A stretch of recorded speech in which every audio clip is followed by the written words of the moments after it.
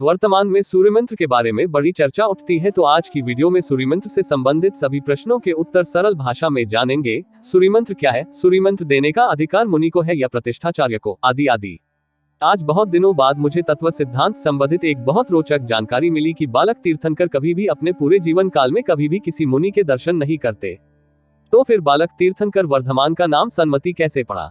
सन्मति नाम ऐसे पड़ा क्योंकि संजय विजय नाम के मुनिराजों ने उनके छुप के दर्शन किए थे, अथवा सामने आए बिना ही उनके दर्शन मात्र से उनकी शंका का समाधान हो गया। एक बात और है कि मुनिराज भी तीर्थंकर के गृहस्थ अवस्था में दर्शन नहीं करते। इसी में सूर्य मंत्र का रहस्य छुपा हुआ है।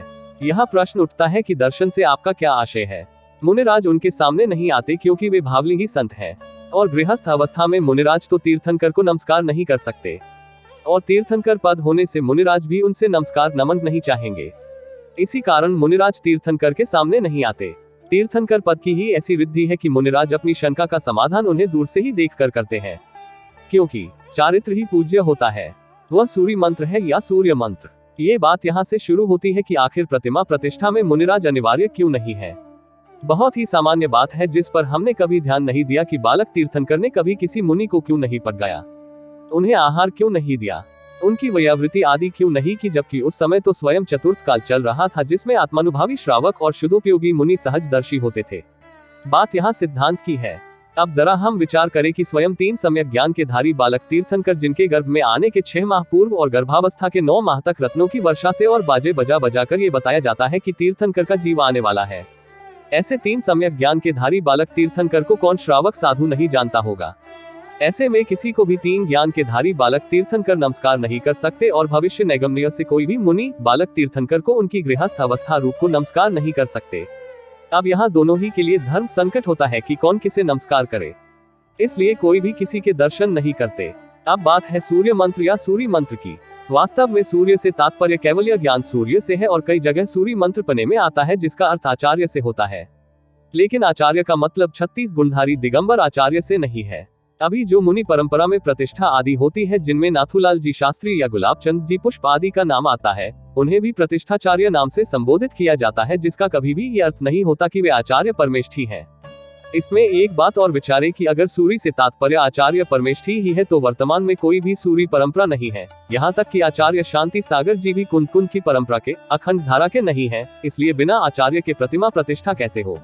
इसलिए यहाँ पर यह सिद्ध हुआ कि सूर्य मंत्र में सूर्य का तात्पर्य 36 गुणधारी आचार्य परमेष्ठी से नहीं है, बल्कि प्रतिष्ठा कराने वाले से व्यक्ति से है।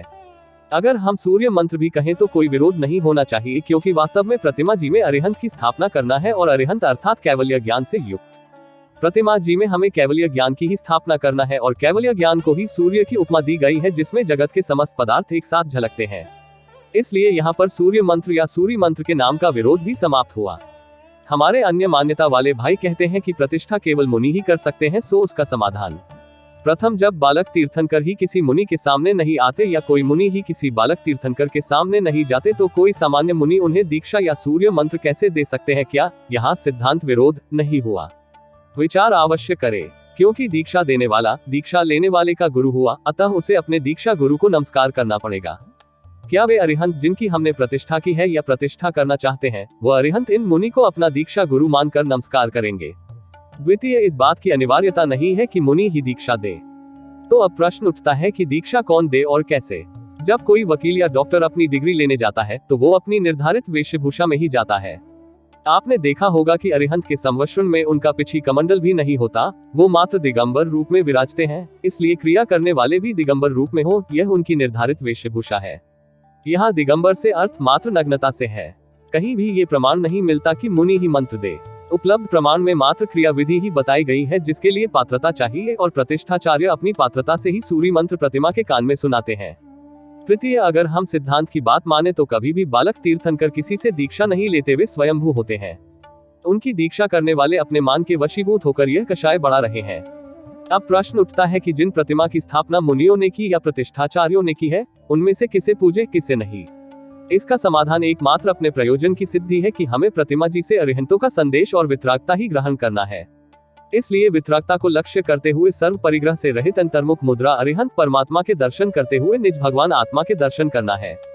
प्रतिष्ठाचार्य को सूर्य मंत्र देने का पूर्ण अधिकार। वर्तमान में सूर्य मंत्र के बारे में बड़ी चर्चा उठती है कि जहां पर आचार्य मुनि न हो वहां प्रतिष्ठा में सूर्य मंत्र कौन दे, जबकि यह बात निराधार है। आचार्य श्री वीरसागर जी महाराज 20वीं सदी के प्रथम आचार्य चारित्र चक्रवर्ती शांतिसागर जी महाराज के पट्टाधीश कहते थे। किसी भी प्रतिष्ठा ग्रंथ में यह नहीं कहा है कि मुनि ही सूर्य मंत्र दे। सूर्य का अर्थ है आचार्य, लेकिन यहाँ पर जो सूर्य मंत्र है वहाँ प्रतिष्ठाचार्य से संबंधित है। प्रतिष्ठाचार्य का अर्थ है जो प्रतिष्ठा कराने में सूर्य है, प्रधान है, अर्थात उस विषय के आचार्य है। प्रतिष्ठाचार्य, पंडिताचार्य, विधानाचार्य ये सभी अपने अपने विषय के आचार्य हैं, अतः प्रतिष्ठाचार्य को सूर्य मंत्र देने का पूर्ण अधिकार है। गणिनी आर्य का ज्ञानमती माताजी। अमूल्य प्रवचन, दिगंबर जैन त्रिलोक शोध संस्थान, हस्तिनापुर, उत्तर प्रदेश। साभार पंडित दिलीप बाकलीवाल, धर्मंगल, नवंबर 2012।